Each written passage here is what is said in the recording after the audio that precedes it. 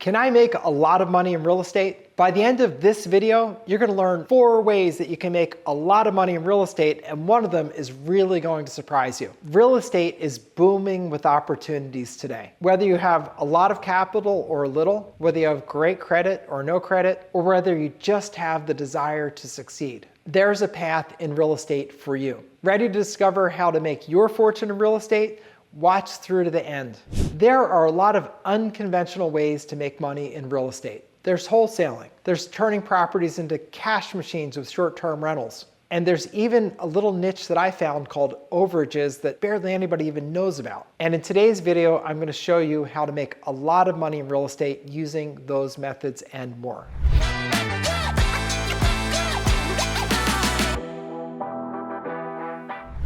There are 3 major categories of alternative ways to make money in real estate. There's flipping contracts, which is also called wholesaling. There's flipping houses. There's long-term holds. There's short-term rentals. And there's this little niche that I found called overages. Some, they take capital and credit. Some, they take time and skill. There's literally something for everyone in real estate as long as you have the burning desire to succeed and you're willing to put the effort in, both learning and then executing. Let's first talk about investing in real estate, either flipping properties for a short-term profit or holding long-term rentals for appreciation and cash flow. Now, house flipping is much harder than it appears on TV. You need to buy a house for at least 25% under market price, taking into consideration any fix-up costs that you have to do. So if you're talking about a $400,000 house, which is sort of average house in America, you've got to get at least 25% off. So we'll call that $100,000 off, minus your repair costs for that project to be worthwhile. So the most difficult hidden part of flipping houses is finding the inventory cheap enough to fix up and flip for a profit. That is absolutely the challenge. That's what they don't tell you in the house flipping shows.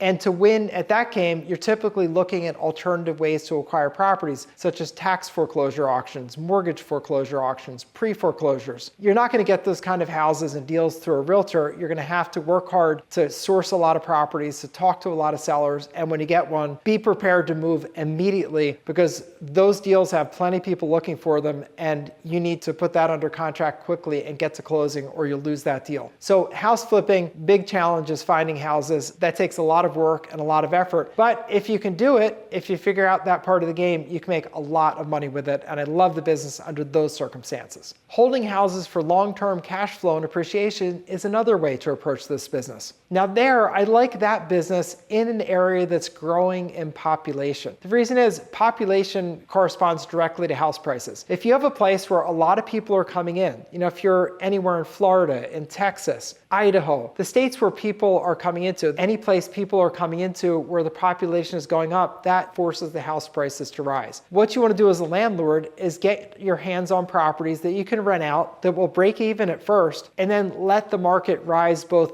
the value of your house, because as the house prices go up, your equity goes up, and also the rents go up. So you might start out renting your house for $2,000 a month, and you look 5 years later and it's renting for $3,000 a month. And you can benefit from that because if you multiply that over many houses, your costs don't change much, but your income goes up dramatically. Plus, if you're in a growing area, that house has probably gone up by 1/3. So that is a formula to make a lot of money. I'm not as big of a fan of long-term rentals in places that are flat and certainly not declining markets. If you have a place where people are leaving, that is not a place you want to own a property over the long term, because just as rising population leads to rising prices, declining population leads to declining prices. And you don't want to multiply that where you used to rent your house for $2,000 a month, now it's renting for $1,500 a month. Or you used to be able to get tenants immediately, now you have to wait 4 months. Or you used to be able to sell it for $400,000, now it's worth $350,000. You don't want to be involved with any of that. So in the places where the market is flat, I'd prefer that you honestly follow house flipping formula rather than something where it's long-term rentals, because I think that's just not a good formula for flat markets. I don't think owning properties long-term is a good formula for flat or declining markets.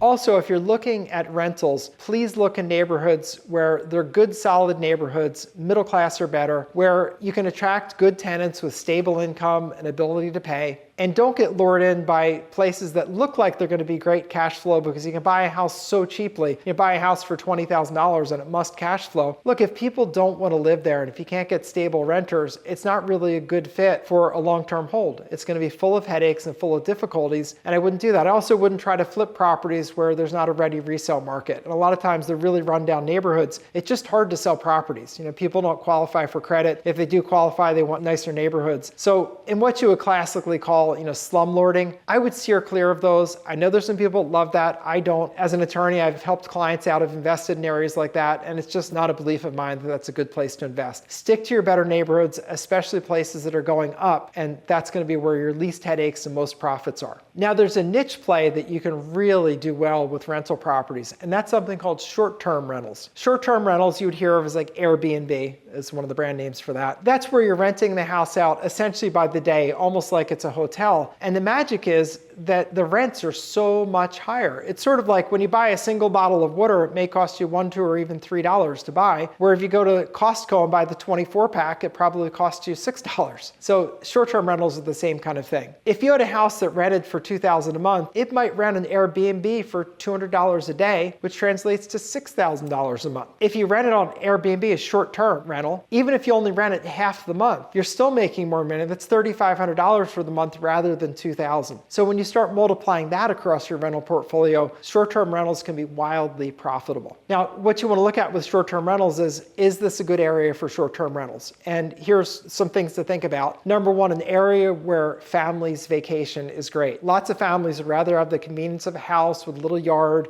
a washer and dryer, more comfortable for the family. So that's great. They'd rather have that than a hotel room. So areas where families vacation is a good place. Also areas around hospitals where people may need to stay for a long time. If someone's ill for an extended time, maybe family members are staying there and they need to watch over the person that's sick and take care of them. Much more comfortable. If you're there for 3 or 4 months, you certainly would rather be in a house or an apartment rather than a hotel room where you have to go out for every meal. Also, hospitals will attract traveling staff like nurses that are coming in for a couple months or doctors that are doing rotation through there. And again, people would rather live in an apartment or a house, so you can get good long-term renters and make a lot more money. So I love short-term rentals. One of the risks of that business is in major cities especially, it's being restricted pretty heavily. They've almost done away with it in New York City. Philadelphia, they recently pretty much did away with it. And so you have to be careful with that. So you want to buy your places not expecting that you're paying a lot of money and you're expecting the revenue from the short-term rentals. You don't want to be in that position because they pull the short-term rental rug out from under you. You still want to be able to rent it through the standard market and be able to meet your bills and maintain your property. You also don't want to buy with no equity where you can't get out from under it. So when you're doing the short-term rental play, just be aware of that. There are a couple of other ways to play short-term rentals. I talk about those in other videos where I talk about doing a master lease play and I talk about being an agent play. To learn more about that, just check out some of my other videos on short-term rentals and you can learn more of those details. But for now, I want you to know short-term rentals can be a way to really juice your income from a rental property. Really terrific. Another way to make money is flipping contracts, also called wholesaling. That's where you get a property under contract at a great price, and then you give the contract or you assign the contract to another person who's going to follow through and buy the property, and they pay you for the right to move under that contract. The reason they pay you is because you did the work at finding a great deal, and that's worth a lot of money. Like for example, if you're talking about a house flipper where they're like, look, I could pay 75 cents on the dollar is what I could pay, and you get the property under contract for say 60 cents on the dollar. Well, the difference between 60 cents on the dollar versus 75 cents on the dollar is what you can charge for your contract. So wholesaling can be wildly profitable. The money is very quick because someone is just paying like cash in the barrelhead for your contract. It's not something they pay later. They pay when you assign the contract to them. And the people that have businesses flipping properties for profits, it takes a lot of time for them to find inventory to fix up and resell. So if you can fill that function in their business, really the property acquisition side, they'll pay you really well for it. I did video on that also, so if you want to see my wholesaling video, just click on the link up there and you'll see the wholesaling video. You can go more into the details. I talk about the keys to that business, how to find your buyers and pricing and things like that. But just know that wholesaling to me is a great, especially beginner strategy, because you're just doing one part. You're finding the great deal, you put it under contract, you assign your your contract for a fee. And you don't have to ever close on a property. You don't ever have to fix up a property. So it's pretty light from the time requirement and also light from any capital requirement. You just don't need capital. Just need to be good at finding properties and getting a good stable of buyers. So again, for more about wholesaling, just check out that video next and you'll see more about wholesaling.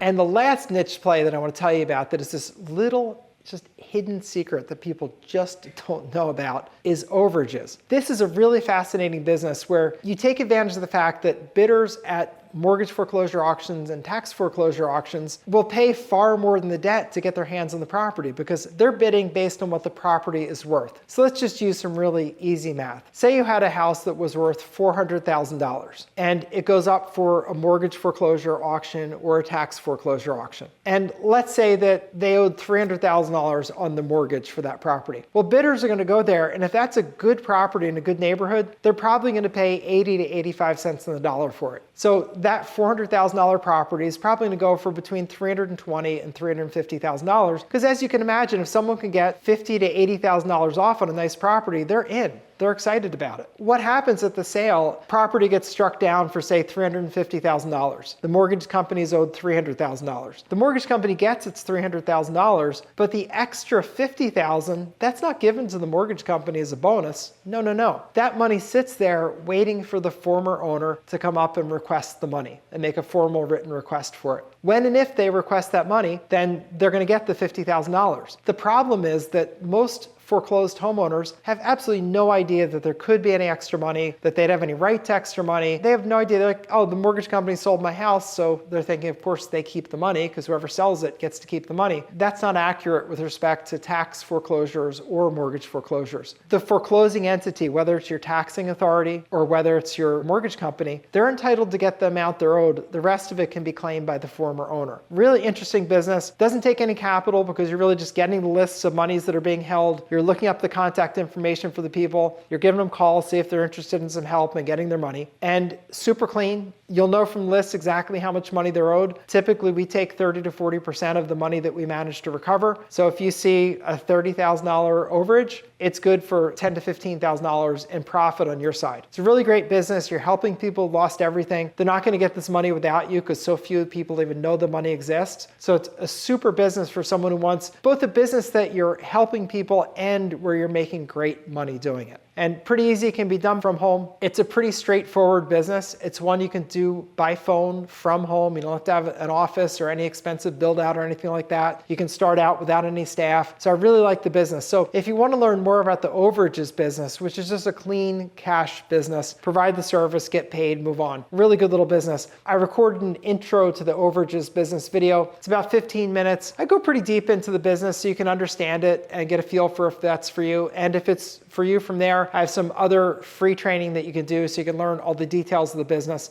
and maybe it'll be exactly the business that you're looking for. So in summary, yes, you can make a lot of money in real estate. There are really innovative ways to do it. There's short-term rentals, there's long-term rentals, there's flipping properties, there's wholesaling, and there's this crazy little business called overages. I told you about all of those today. I hope that you found something interesting here and definitely go check out the overages video. I think you'll find that's really interesting, fascinating little business. I was in the real estate business for over 20 years before I discovered overages. And when I discovered overages, I felt like a caveman seeing fire for the first time. Great business where I help people make great money, didn't have to invest a lot, super low risk. I was like, yes, sir, this is for me. So I'm anxious to share that with you. Otherwise, thanks for being here. Leave any comments down below. Subscribe if you want more like this, and I'll see you next time.